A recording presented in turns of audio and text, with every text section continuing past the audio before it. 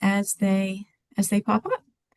Um, Welcome everybody to Greater Portland Landmark's second online presentation as part of the transportation theme that we have going this winter and spring.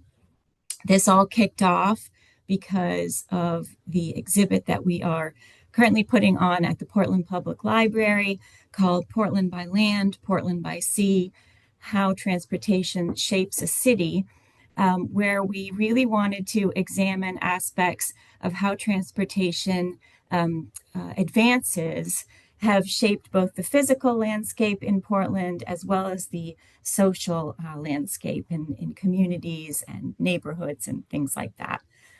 So we're really glad to have you here today. We have been really sort of recommitting ourselves to education, the education part of preservation, and trying to respond more to what the community might need and might want. So we've really been exploring the idea of preservation of place, not just buildings, but what makes places important and what makes us want to save and preserve those. And we couldn't do this without you. Of course, attending all of these programs makes it very clear that you're interested in these themes and these topics that we're doing. So we really appreciate that. And those of you that have donated, we really appreciate that as well. If by the end of this you've found that this resonates with you somehow and you want to continue supporting our programs, we'd appreciate it if you would think about donating. I will be sending out an email after this with the recording of the program so you can watch it at your leisure, and there will be information there if you would like to donate. Also wanted to let you know that our transportation exhibit at the Portland Public Library main branch is up until the 31st of this month. So if you haven't had a chance to check it out, please do. It's been getting some great reviews, which we're happy to see.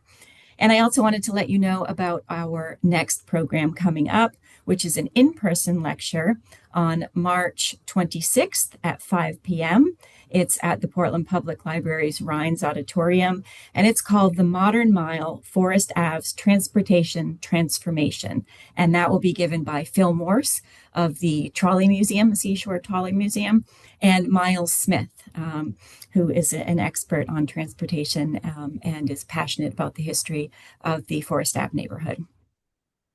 Also to let you know that if you have any questions during this, and I hope you do, please put them in the chat. They'll come to me, and then afterwards I will facilitate a Q&A with Donna so we can ask her some questions. So I guess with that, I'll start off by telling you that when we were doing research for the transportation exhibit, obviously, the islands came into that because transportation hugely impacted, islands. You can't get to them without transportation, right? And so transportation advances over time have massively impacted the islands. And I was mentioning this to a friend, and she said, "Oh, you have to have Donna do a program. She's the expert on this topic." And I heard that from more than one person after I had put that call out there. So hence why we have Donna Damon with us today. And what qualifies Donna? Well, Donna's roots in Casco Bay go back to 1756 when her ancestors settled on Great Shebag Island. She grew up on the island where she raised her family. Since childhood, she's been interested in Shebag's history and was the founder of the Shebag Island Historical Society. She developed a passion for primary research while an undergraduate at the University of Maine and continued that work while earning her MA in American and New England Studies at USM. She shared her interest in local history with her students at Greeley, and she curated many exhibits at the Museum of Shebag History and has presented several illustrated lectures in the Greater Portland area. A frequent contributor to the Island Journal and the Working Waterfront, her articles about Nabisco's decision to stop production of the pilot cracker, New England's favorite cracker, started a national movement, and that resulted in Nabisco's reversing its decision. Donna served on the Cumberland Town Council, the Shebig Select Board, and several nonprofits, including the Island Institute and Greater Portland Landmarks. So with that, I'm going to let Donna take it away and share her screen. Thank you so much, Donna, for being here with us. Well, thank you for inviting me. Can you hear me?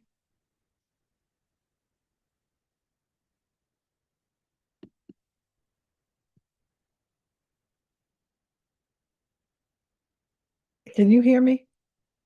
Oh, okay. Thank you. So I would like to thank everybody for coming. And I really don't know how to start because this ended up being a much larger project than I thought about. I'm having a problem advancing my screen. So I think you need to double click on that to bring it up again. And now we can see the presenter view. So you'll want to use maybe the slideshow up at the top there. It says use slideshow. Yes. Yeah, let's try that. This is the problem. We had it all set up and then that's what happens. Okay. All right. So now I think I'm ready to start. There you go.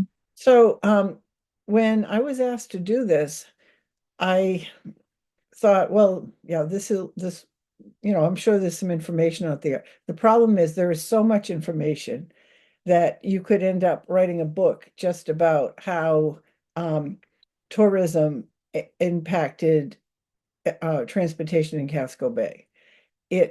So the main purpose or the main premise of this talk is looking at how Casco Bay and the people from Portland, not people from away, but people from Portland, actually created the need that evolved into the transportation systems that we know today and contribute to our long-term viability.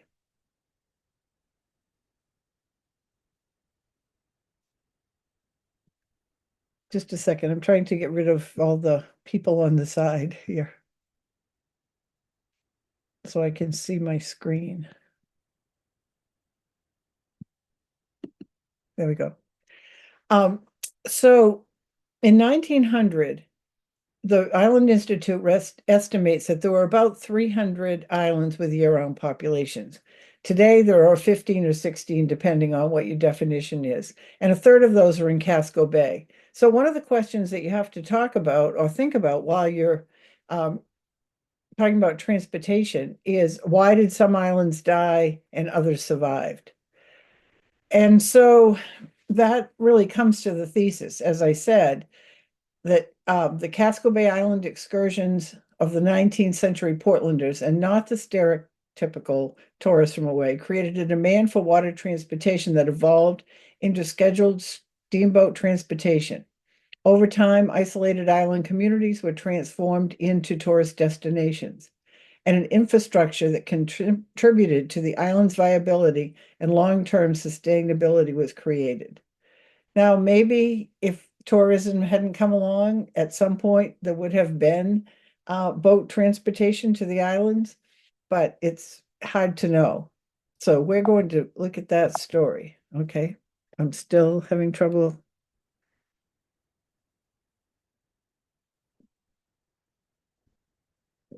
Moving to the next slide.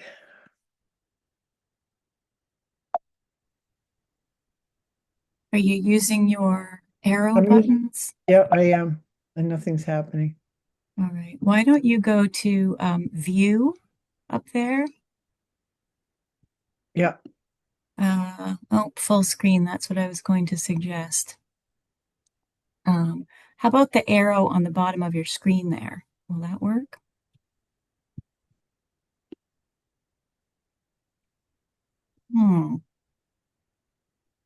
There we go. I'll just Okay, use that arrow. That will work. great. Okay, so as I was researching this, I decided I had to narrow it down. So what were there were many islands in Casco Bay that were impacted by transportation, but I really have focused on Peaks Island, Long Island, Little Shebig, and Great Shebig. And they all tourism impacted all of them differently. Their boat transportation was different, but in the end, they were all connected by boats. And so you had two steamboat companies in the end. There were many, many different steamboat companies over the history of transportation. When push came to shove at the end, which would have been in the early 1900s, about 1907, there were two, the Casco Bay Steamboat Company and the Harpswell Steamboat Company, and they merged at that time in 1907 and created one company, which in fact was evolved into Casco Bay Lines.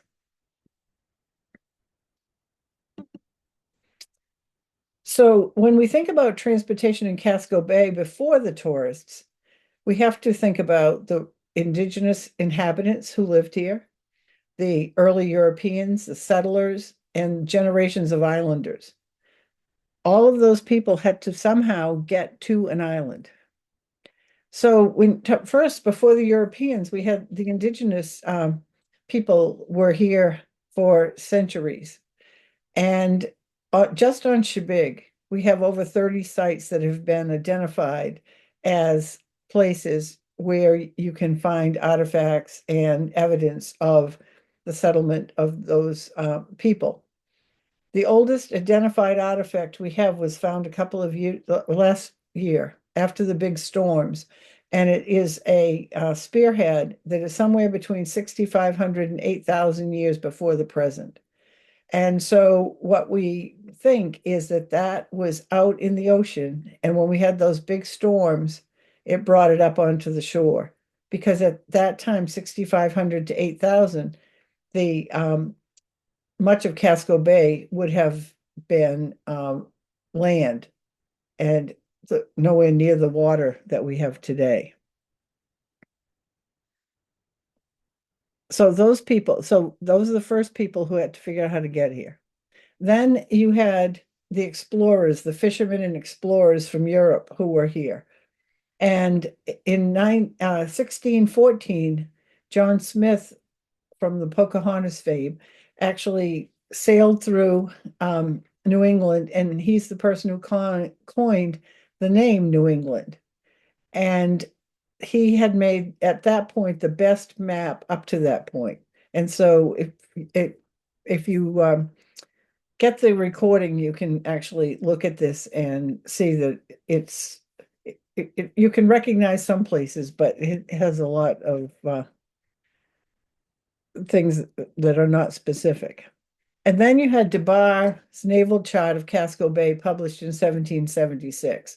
And so really that helps to start giving us an idea of who was living on these islands, and then going to the next step, thinking about how they would get to the mainland. So just a quick overview. Based on his map, there were probably two families on House Island, one on Mackey's Island, one on Little Hog, which is Little Diamond, one on Great Hog, which is Great Diamond, four on Peaks, one on Long, six on Great Shebig, and five on Cousins, one on Moses, and you can see some of the spellings are different, and zero on Little Shebig. And that really tells a story with Little Shebig.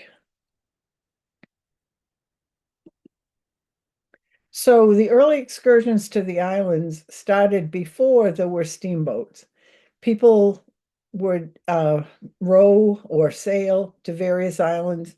There's newspaper clippings that talk about people actually drowning when they were out on an excursion trying to go explore one of the islands.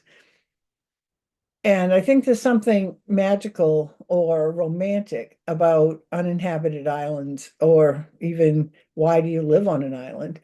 And it was definitely something that people who lived in Portland were interested in doing. And one of the favorite places they had that people went to was Diamond Cove on Great Hog, which is Great Diamond, which is still an attractive place to go. Charles Codman, a landscape artist,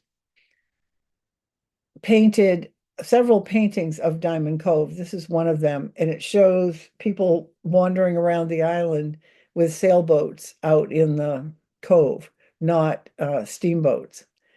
So it kind of gives you an idea of what people were doing. And of course, if you wanted to go to an island, the ones that were closest to Portland were the first ones that people would go to because it would be much more reliable to be able to get home in the afternoon when the wind changes. So things changed in 1822 when Captain Seward Porter from Porter's Landing in Freeport. If you're not familiar with that family, they were a big shipbuilding, shipping family, and they lost one of their ships, the Dash, during the War of 1812. But this was one of the sons, and he bought this uh, steamboat and brought the first steamboat to Portland. He had thought that he was going to run it on the Kennebec River, but there was no interest or it didn't work for him between Bath and Hollowell. So then he started taking irregular seasonal excursions in Casco Bay.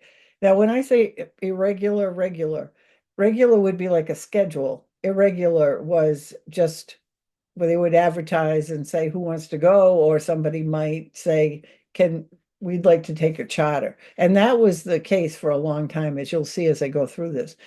We found one of the best sources, before I even get further into this, and I do have a lot of sources at the end, were the Portland newspapers. And if you have a subscription to the Portland newspaper and you don't, and no one has told you this, you can go on free to their archives, and they go back to, I think it's 1824.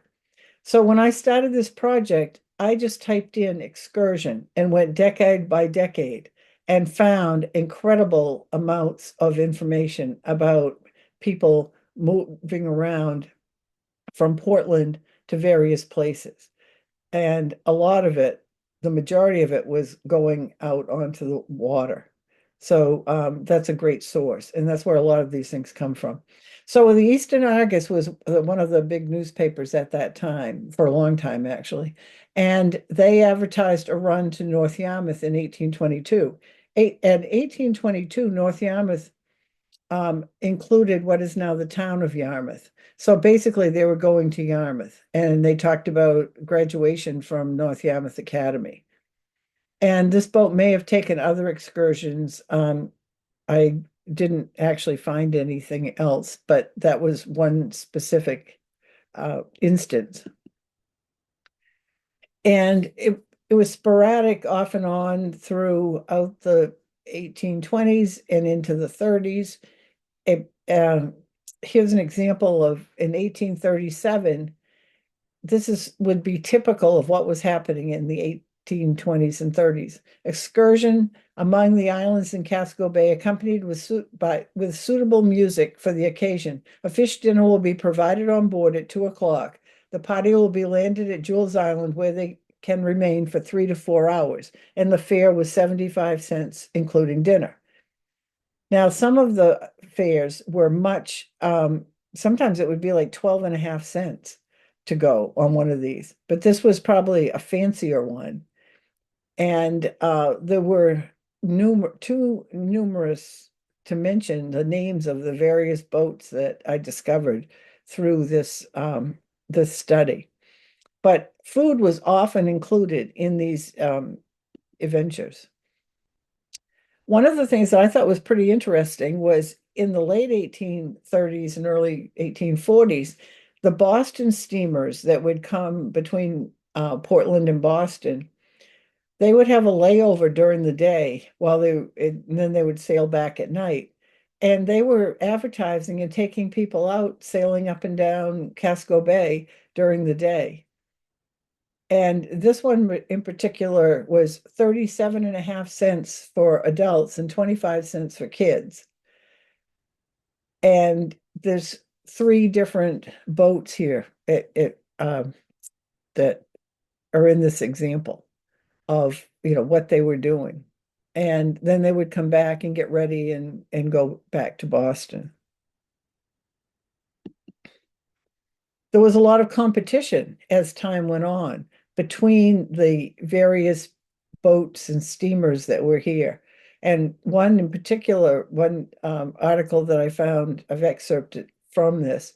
Steamboat fever runs pretty high just now. There are beachites. Now, the name of the boat was the Beach, and Portlanders, the name of that boat was Portland. Steamers Portland and Beach making excursions among the islands of the bay. At 2 o'clock, they started laden each with a large company of passengers. The Portland, we would judge, had 1,000 people. Now, whether they actually had 1,000, we don't know. Because we know that the newspapers were prone to exaggeration sometimes, but it definitely it was significant. And so here's some examples if you want more information about what some of the things they were doing. And they were doing charters, which was very interesting because you could see that almost every church at some point had an excursion out into the islands. And that was really interesting. I loved the Grand Temperance Picnic for the Juvenile Washingtonian Society. And but there were many, many organizations. You name an organization, and at some point in Portland, those people got on the boat and headed down the bay. And as I said, the fares really varied. The Grand Temperance Picnic was juveniles were 12.5 cents and adults were 25 cents.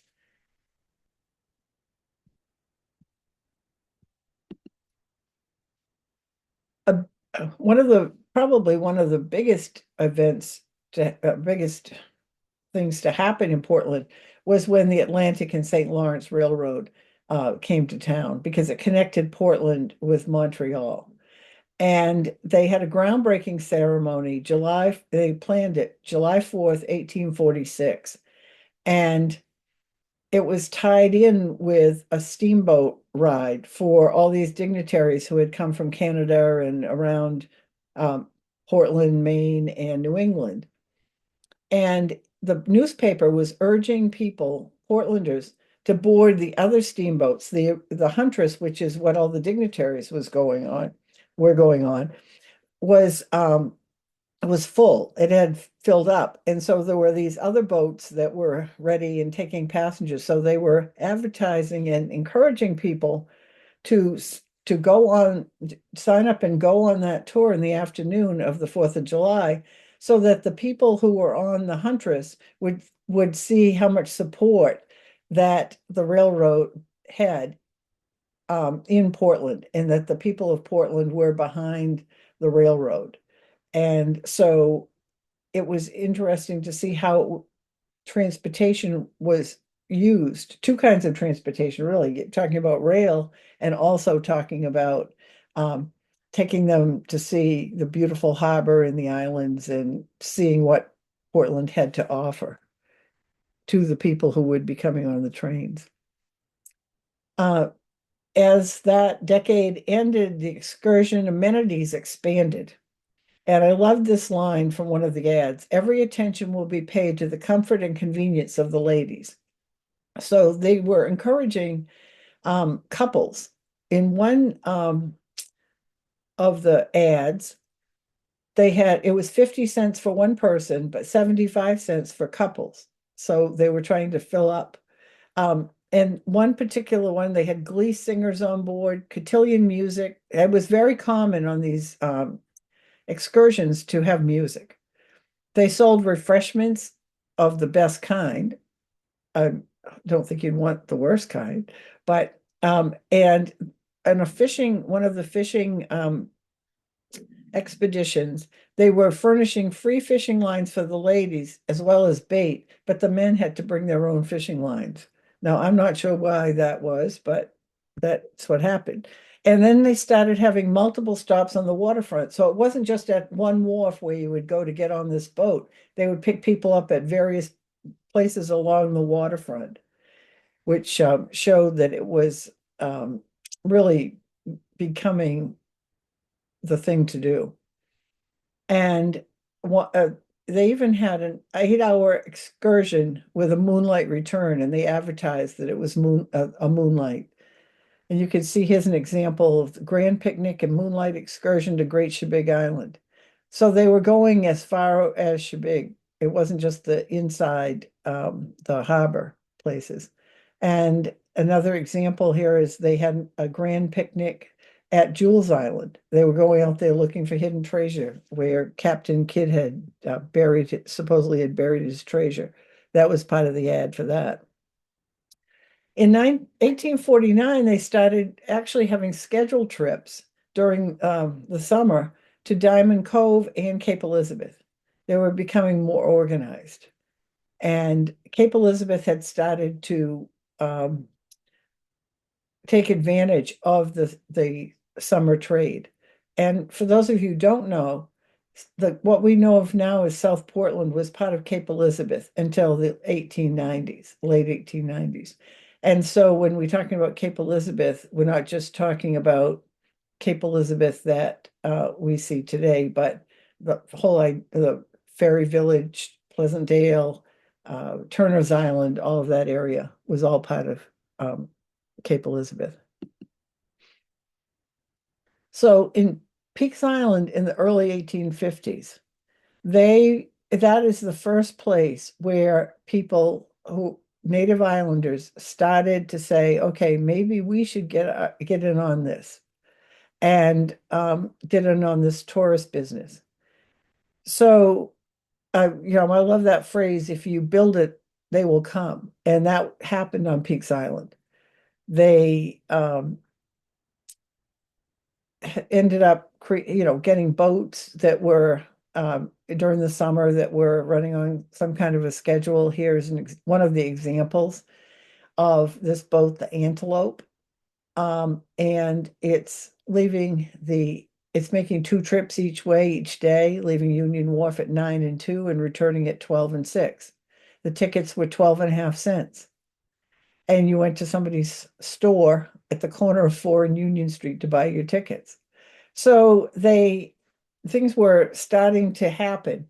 And at that time, Peaks Island had already established a bowling salon, refreshment rooms, had boats to go fishing, and had a place where people were able to sleep over.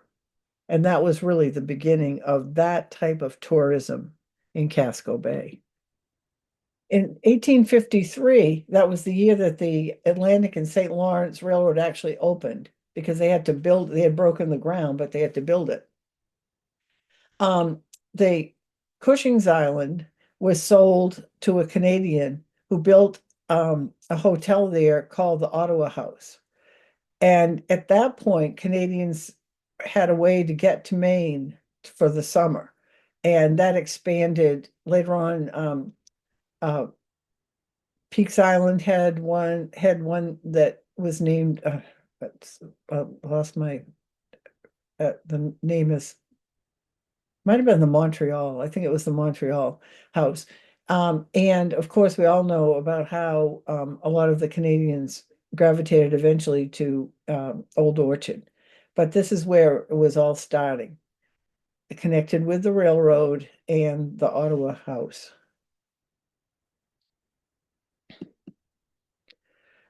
So even Jefferson Davis, now you may have to scratch your head a minute. Jefferson Davis was in the Pierce administration as the Secretary of War.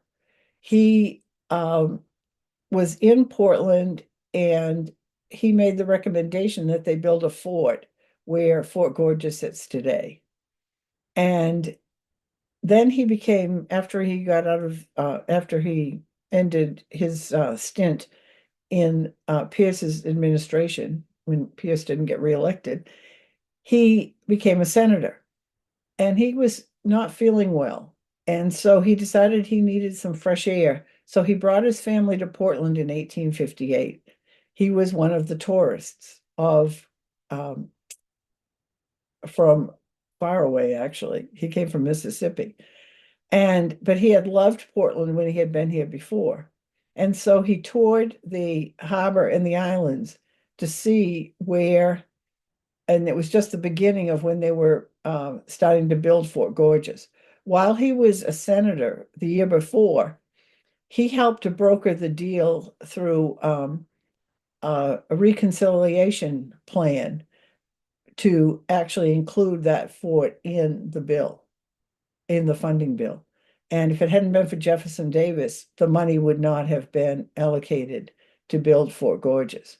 So while he was here, there are newspaper clippings that tell about him sailing in the bay and enjoying the harbor. And there's a story on Shebig that he came to Shebig and was attended a clam bake here. Now, I have not found any written verification of that, but the source that the person who told me heard it from one of the people who was there. So whether or not that really happened, it could have. But if he did, he might have met John R. Hamilton, who actually laid the cornerstone for Fort Gorges. And you're going to hear more about he's from Shebig and how Shebig was involved in and how that ties into all of the tourist story of Casco Bay. And for those who haven't made the connection yet, Jefferson Davis became president of the Confederacy. And while he was in Portland, this is an aside, he gave a lot of speeches, and the Eastern Argus gave him a pass over and over again, saying that, they kind of ignored the fact that he was a secessionist. And so that if anybody's interested in that, you can read those newspapers in 1858 because it's pretty interesting to see how the great reception he had in Portland. So during the Civil War, it was hard for me to believe, but it was true that those excursions continued at almost the same rate as they did before the Civil War. They even continued after the Battle of Portland Harbor. And I'm not going to go into all the details of that's another whole lecture by itself. But Confederates came and captured a revenue cutter, the Caleb Cushing, and took off with it. And two of the steamboats went and helped. They took some Portlanders and they pursued it. Eventually, the Caleb Cushing was set on fire. So it was it was pretty dramatic. It was the end of June in 19, I have 19 here. It should be 1863, not 1963. In 1863. But so it was the very end of June. And on July 4th, they were still doing all of the excursions out into the harbor. So it did not make people afraid that they that something was going to happen. I thought about it today when we think about war. Can you imagine you're in the middle of a war? There's been actually an incident. They're building forts, and you're going to Diamond Cove on the Grand Island picnic for the Irish American Relief Association. It's like going through a war zone. But I guess they thought that was not going to happen again, and it didn't. So even a group of spiritualists went on an all-day picnic during that period of time. And I guess they must have had a connection, so they knew that nothing bad was going to happen. Meanwhile, back on Peaks Island, year-round service finally came. And it came by way of the Peaks Island Steamboat Company. And they became incorporated in 1871. People from Peaks Island lobbied or got a bill in the legislature. And that was days to be a corporation, you had to go through the legislature. And they started running year round by 1872. Now, of course, year round was summer and year round had different schedules. But at least there was a boat going on a regular basis from Peaks Island to Portland.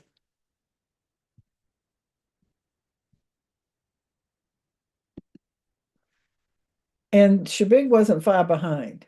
In 1874, Shebig did exactly the same thing. Now, it's really funny because there's three references, depending on if you're looking at the um, legislature's records, you're looking at the stock certificates for this company or the newspaper. So you have the Shebig Wharf and Steamboat Company, and that's what it says on their #1 stock certificate, which is on the right of this slide. Then it says the Shebig Wharf Company in the newspaper. Oh, no, Shebig Wharf Company in the legislature, in the incorporation papers. And the Portland and Harpswell Steamboat Company came after, like a couple of years later, all of a sudden they changed the name to that. So, but it all started with people from Shebig who needed and wanted transportation to the mainland. They first had the C.A. Warren, and there's a picture there to the right, that went once a week, and they landed passengers on the shore. There was no wharf for them to land on. The only wharf on Shebig at the time was Hamilton's Landing, which was a private wharf used for a company. It was not a transportation center. But in the meantime, one of the reasons that they incorporated as a wharf and steamboat company is that they knew they needed to build a wharf if it was going to be successful. They also had a boat built, the Henrietta, in 1875 by Reuben Merrill, and he was located in Back Cove in Portland, which was Westbrook at that time. That's another whole story, how the names of Westbrook, Deering, Portland in some of the areas change. And I'm sure that that lecture on Forest Avenue will have a lot of information about that. So eventually, so that year they did build a wharf at the area on Shebig that's now known as Central. They had a 99-year lease from one of the Hamilton families to build that wharf.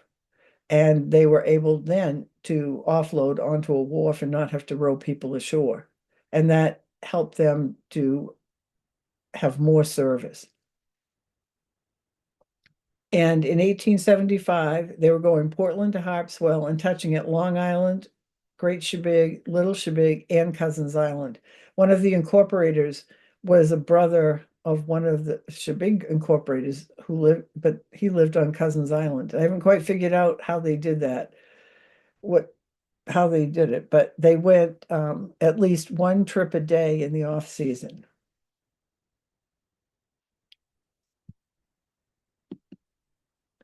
So the transformation continues 1876 to 1900.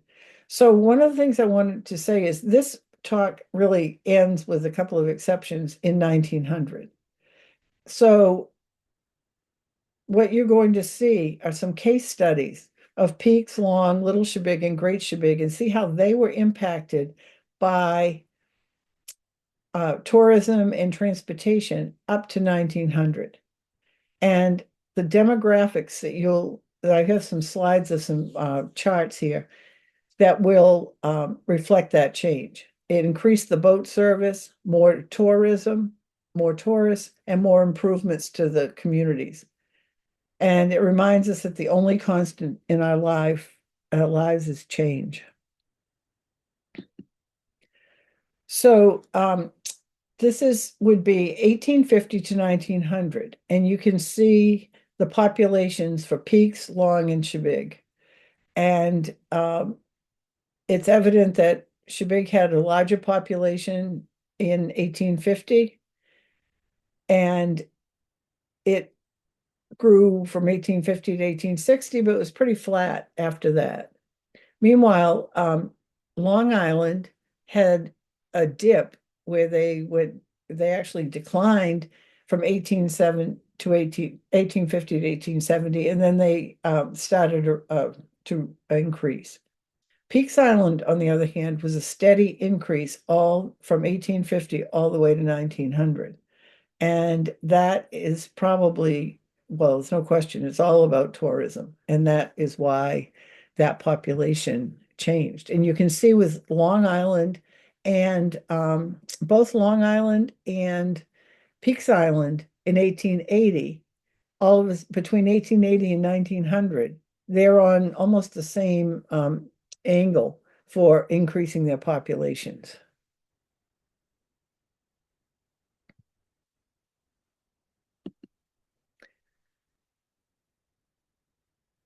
Okay. All right, so let's look at farming. Um, so for whatever reason, I can't figure out why it kept changing my colors when I transferred from Excel to PowerPoint. So we have to look at each one individually.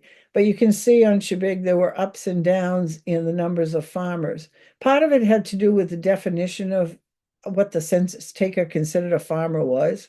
I mean, we have people who were big time marine contractors who are called farmers on Shebig at different times. And other times, they were making their money fishing or whatever. So these are all based on census, whatever at the time the census uh, recorded. But you can see in 1870 there's a big dip on Shebig, and when we get into fishing, we're going to explain why that happened. But the same thing is you can see there's also a decline on Peaks Island in farming, and then it starts to come back up a little bit uh, by 1900 because probably they were growing things for all of the people who were coming to Peaks Island. Whereas Long Island, they had a decline in 1880, and that really never did come back. The next is fishing. Now, if you look at the fishing here, and I'm not sure exactly what happened in Long Island in 1870. And it maybe just has to do with how they changed how they categorized it, or it may be that some people left the island. I don't know. But you see all of a sudden on Shebig, there's kind of a rise up from 1860 to 1870. Part of the reason for that is the Pogies came to Casco Bay. And on Shebig, they created what they called the Hamilton Oil Works. And they actually had a processing plant for Pogie oil.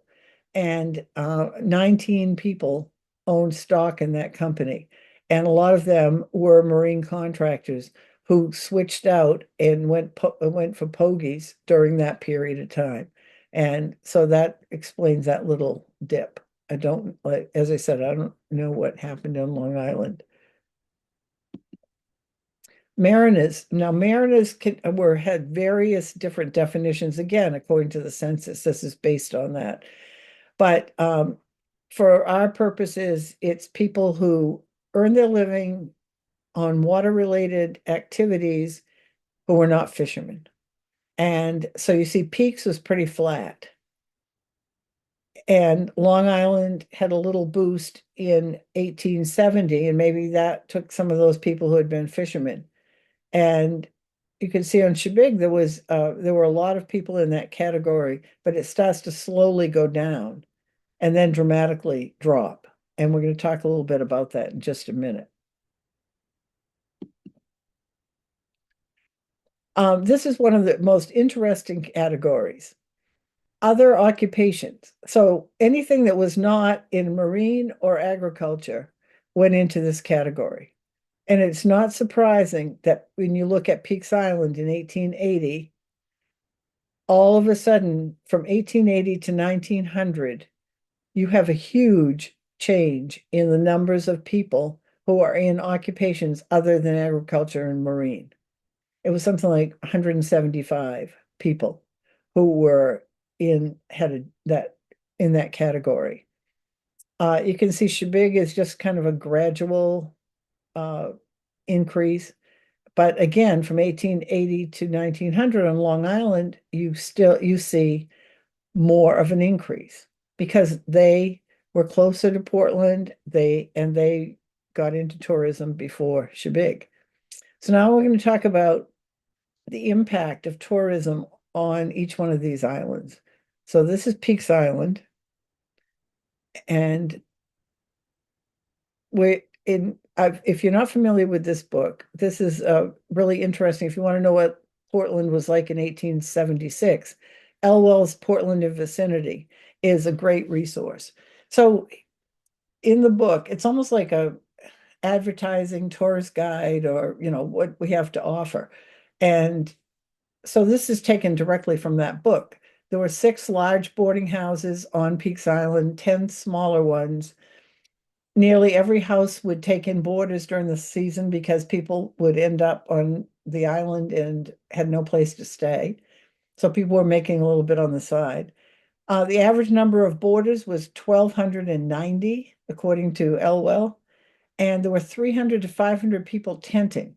And they had 2 or 3 places on Peaks Island where you could tent. And he said, no, there's no place on the coast of Maine with more attractions. And the net change between 1850 and 1876, they went from 16 year-round houses in 1850 to 69 in 1876. So remember, it was early 1850s when that first boarding house went into, was established in Peaks Island.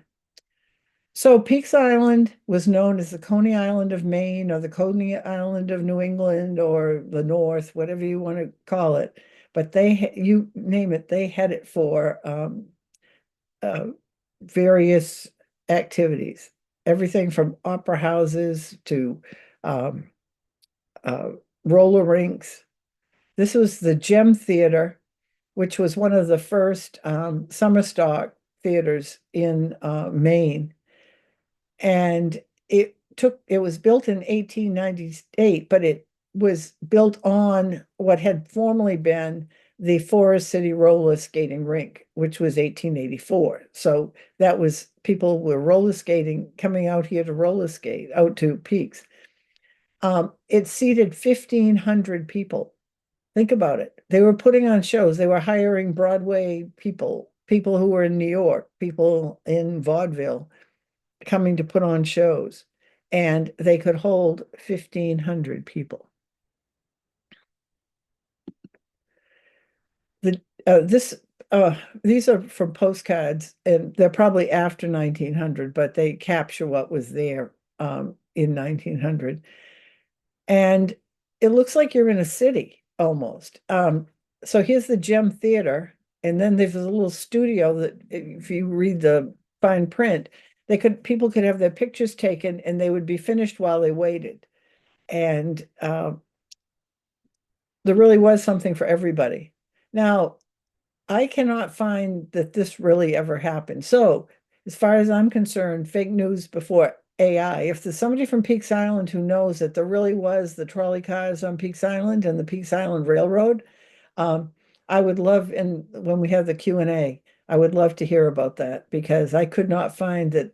So it was very common for the postcard companies to take pictures and just make them kind of generic. But I loved this because that's all I could think of was fake news and AI. But this was so they probably didn't have trolley cars, but they did have, we're going back to those other occupations, crayon artists, milliners, vaudeville actors, stagehands, 10 bookkeepers lived on Peaks Island. Advertising publisher, 4 theater carpenters, barber, and 65 other occupations.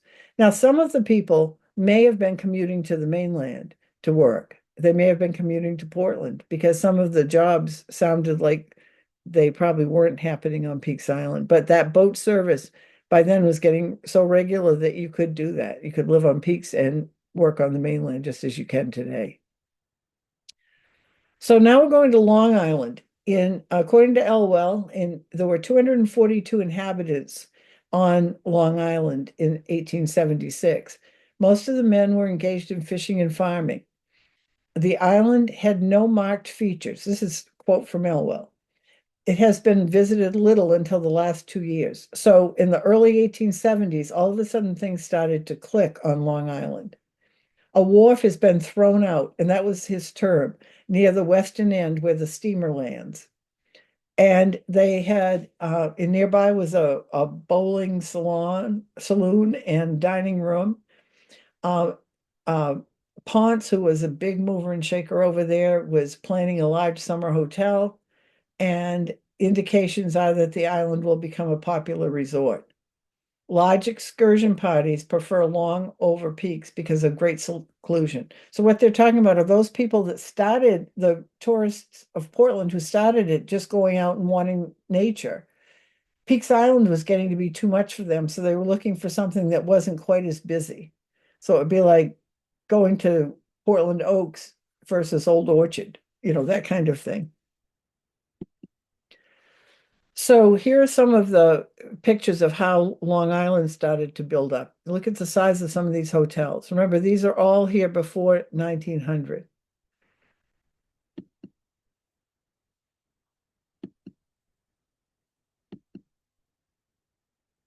And they had multiple landings, and as all the islands did. And I haven't really gotten into all the landings because that we just don't have enough time. But you can see here are two very close to each other. Okay, so but then summer of 1891 comes, and guess what? The Wild West show comes to Long Island. And it's just amazing to me that just to be thinking about the fact that they had a Wild West show with cowboys, Indians, horses, trick riding, sharpshooting, you name it, on Long Island for at least 6 weeks, 7 days a week. And the the way they described it was they took a tract of land that was 300 by 150 and enclosed it with a fence and put seating in. And that's where they would show, they would have the Wild West show. And the newspapers was full of it. You can imagine. His Sunday entertainment at Long Island, Wild West grounds, open all day, come one, come all. And take the Casco Bay line, ask for the Wild West coupons. And so I don't know if they had some kind of a connection with the between the boats and the people who are the promoters of the Wild West show, but it lasted a long time. And when it left Long Island, it went to Lewiston, and it only lasted in Lewiston for a few days. So I can't imagine how many people must have gone to Long Island to see the Wild West show. One of the things that I discovered, which I thought was kind of scary, was they played this game of Galena, which I had never heard about. They would bury a live rooster up to his head, and the cowboys would gallop along and try to pick him up, but he'd keep moving his head. And then they also had, I love the names, Fancy Shooting by Arizona Jack, assisted by Wife Prairie Rose, and Trick Riding by Mustang Ned. So that's kind of like the comparable to the Peaks Island, what was going on in Peaks Island. So then we have Little Shebig. It was connected to Shebig by a sandbar. And Elwell's talked a lot about Little Shebig. He said they had a charming grove, they had mineral water, a mile of beach. He talked about the indigenous shell middens, and that the Sunnyside Hotel there would accommodate 50 people. And it was a quiet retreat from the bustle of the larger watering places. So if you wanted something that was a little less Disneyland, you might go to Little Shebig. And it was interesting that it was from the very beginning, there were a lot of people, a lot of excursions that were going to Little Shebig. They didn't really have a lot of amenities. The Osgood family bought the island in 1849 for $1,600, and they operated a boarding house there and had excursions until he died in 1873. When his widow sold it to Nathan and Henry Cleese, who are brothers in Portland, Henry Cleese eventually became uh, governor of Maine. Um, she sold it for $9,000. So that was a big change from 1849 to 1873. And I'm sure they had improved the island and had added amenities. They hired a man named Joshua Jenks, who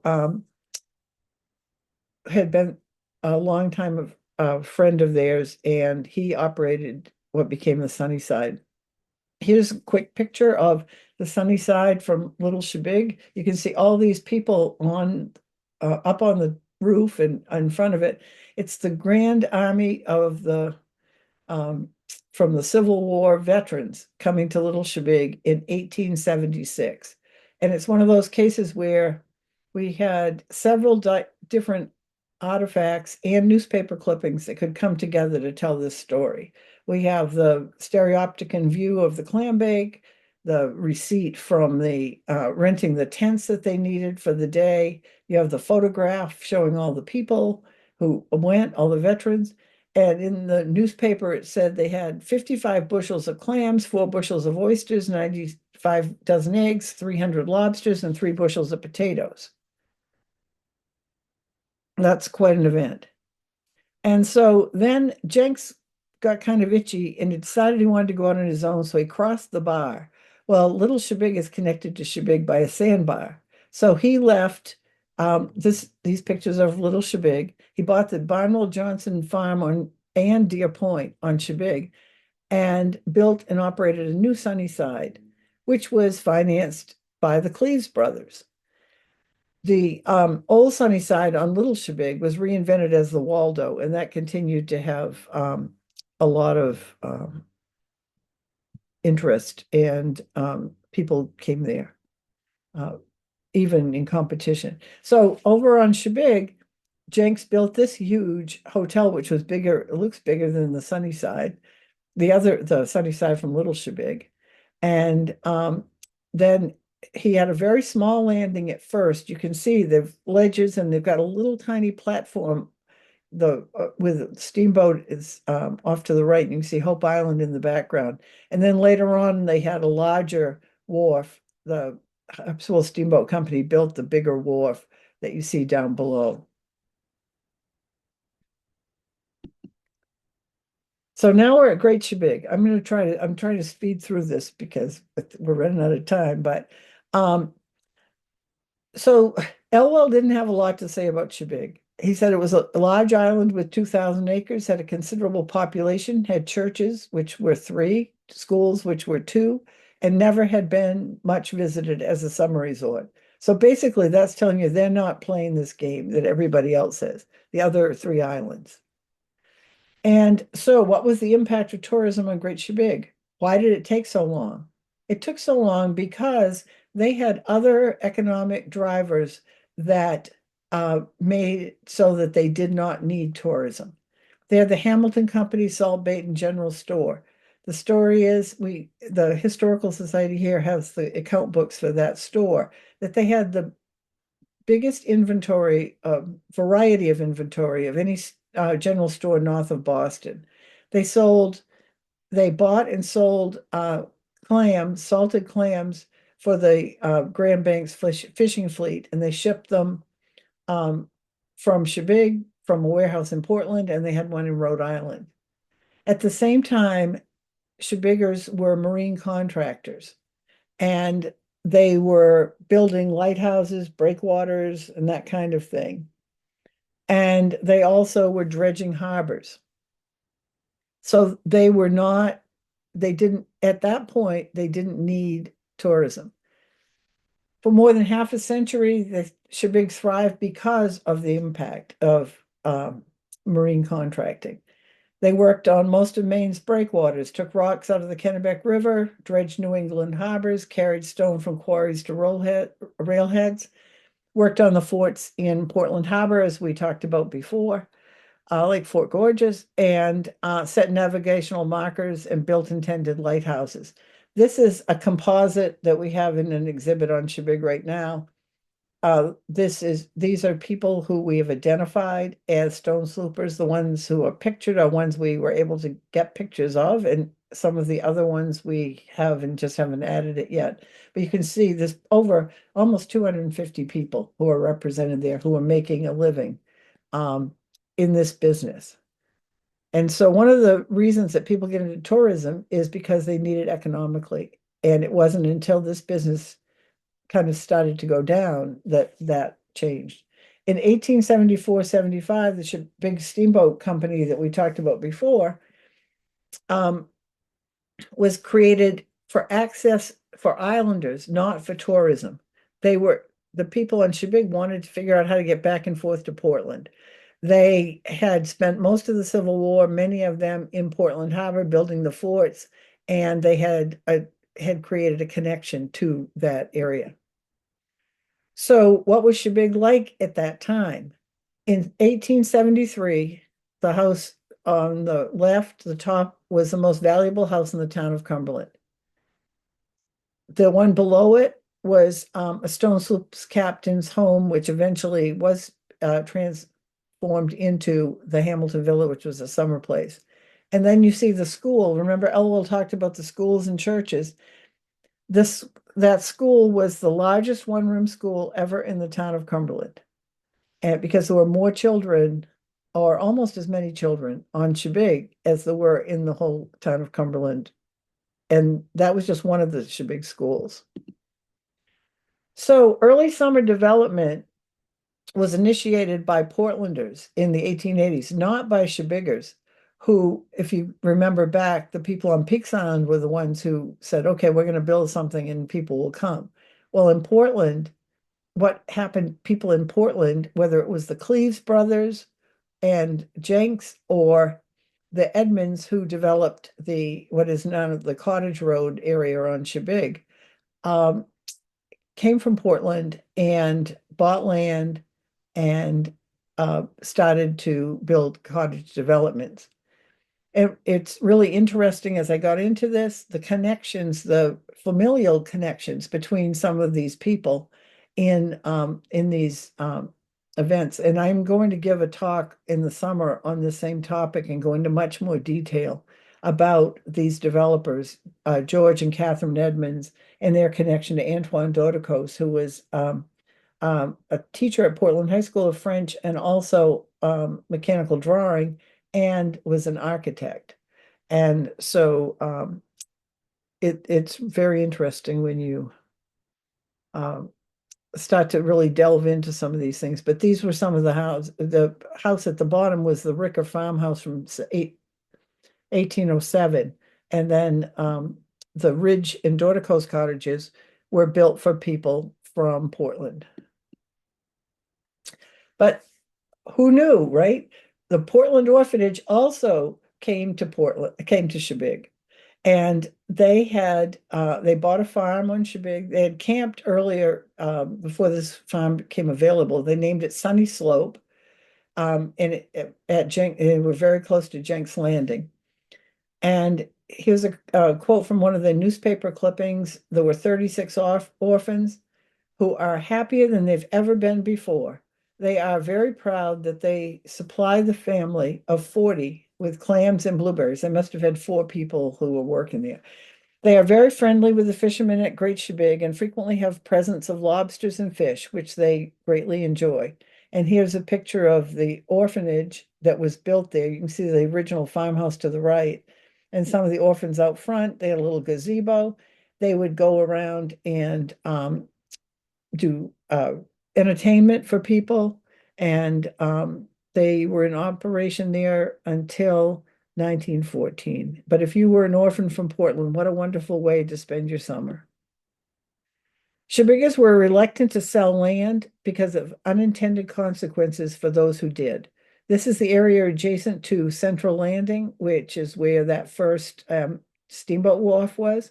You see in the 1890s, fish houses and fishermen working. These men were brothers. Their sister sold this land that was around them. And the first thing the new buyer did was make them move their fish houses. So this is exactly the same location with, before and after. And that is still happening to this day. So attitudes toward tourism began to change as marine contracting and salt bait business declined. This is the same site on Shebig. You can see this little cape here in the middle was starting to take in boarders in the 1890s. Here, this picture here is about 1906, and they had changed the whole um, style of the house. They had expanded it, and eventually they built on more, and that was called the Orchard Cottage. But it's just an example of what happened. But remember, Shebig's like 50 years behind everybody else because of not having the need to do this. But they tried, and they had cottage developments, and they had assembly halls and moving pictures, but they never were able to catch up with what Peaks had done, because by the time they got into it, that kind of tourism was on the decline, and people were more into having cottages. Automobiles were on the rise, and people were going other places, and so Shebig just never ever caught up to where those other islands had been, even though it was probably economically more stable and had a much larger population, much larger island. It was too late on the scene. But it didn't have the Wild West show, it didn't have Coney Island, but they had the Great Greek pageant in 1915. And these were some pictures from the newspaper. The newspaper was full of it. They hired a Broadway star to be Ulysses. They had a boat that went around Casco Bay to find a perfect amphitheater, and they found it in the area where the boatyard is on Shebig now. And it was going to be the biggest thing that had ever happened. The only thing is they never thought about it, that it could rain, and it poured, and the whole thing ended up being a bust. But anyway, the thought was there. And what was interesting, the people who sponsored it did it again in September, but they went to what is now Wildwood in Cumberland, and they could go by trolley car. And they actually had a good day. So that was too bad. So, 19th century Portland residents who chose to spend their leisure time cruising Casco Bay created a demand for seasonal water transportation. Those 19th century day sails in the bay evolved into today's year-round ferry service that provides safe and reliable mainland access, which is essential for the survival of our island communities.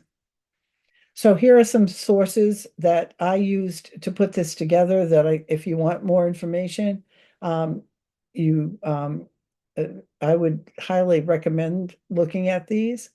And I found them very helpful in those newspapers. Like I said, all I did was I put in excursion, and I got way more than I could have ever imagined for information.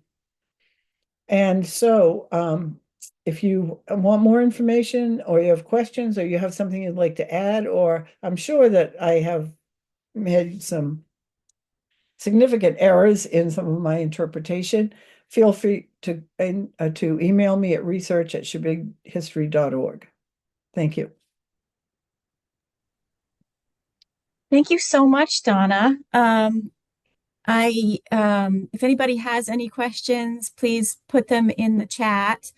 I think we were all absorbing all of the information. There were some really great anecdotes in there, as well as a lot of really, serious information. What stuck with me particularly was that, in a way, tourism sort of made the islands what they were.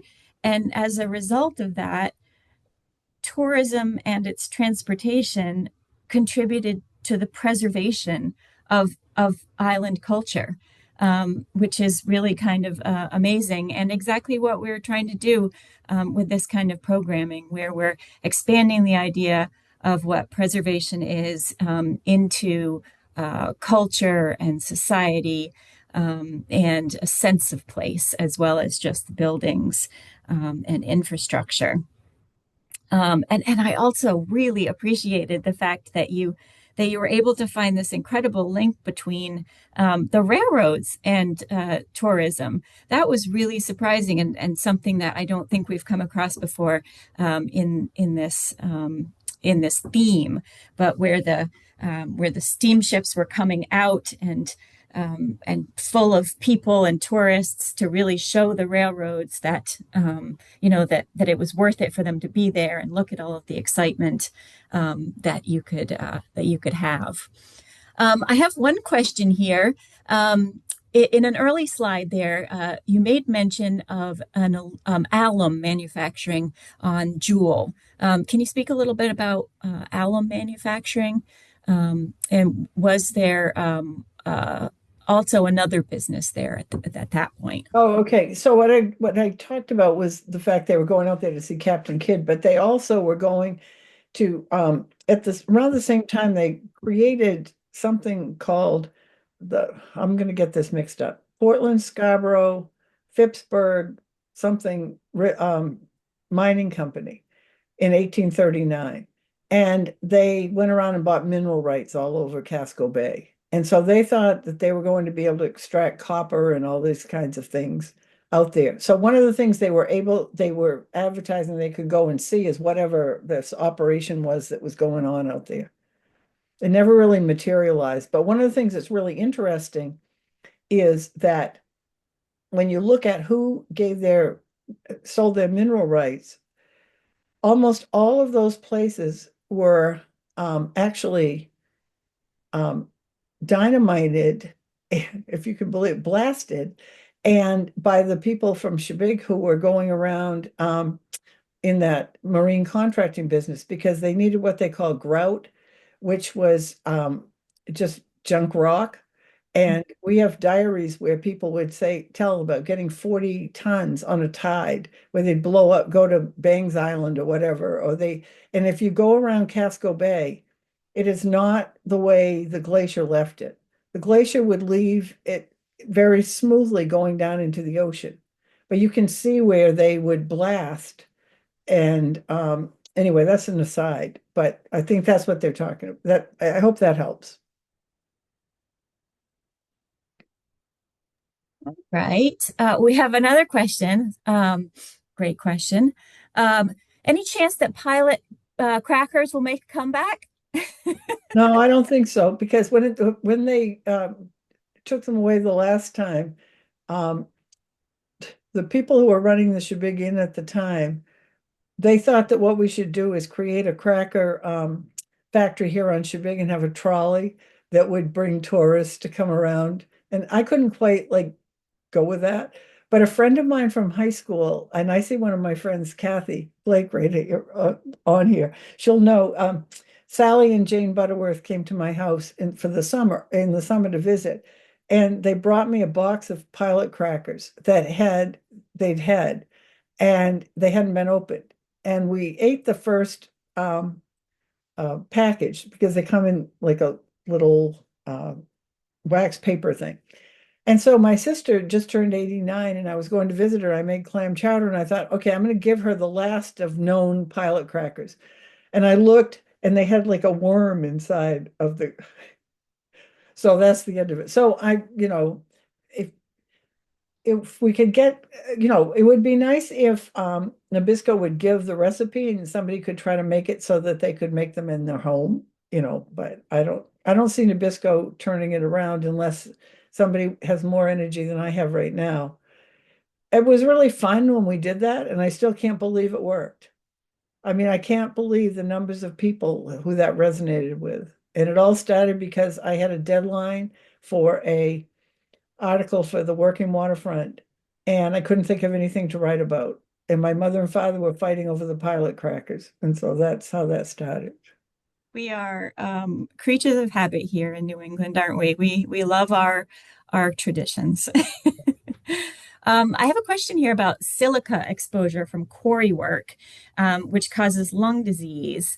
And this person liked to know, did Shebag Islanders who worked with granite have a high incidence of lung disease? Did you come across any sort of Not that I know history? of, because what they were doing is they were getting it after it was already cut.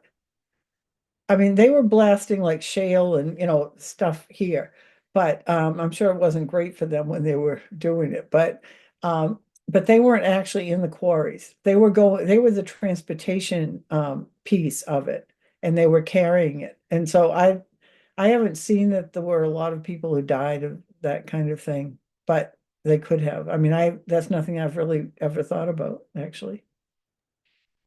Wonderful. Well, thank you. As I mentioned at the beginning, I'll be sending out the recording for this if you missed the beginning or want to watch it again or share it. And we really appreciate your support here today. And thank you again, Donna, for a really fascinating and eye-opening look at something that we all sort of take for granted, the islands being there. So yeah, thank you very much, everyone, and we hope to see you at our next program, which I'll include in the recording email. So Well, thank you very much. thank you for asking me. Bye. Bye.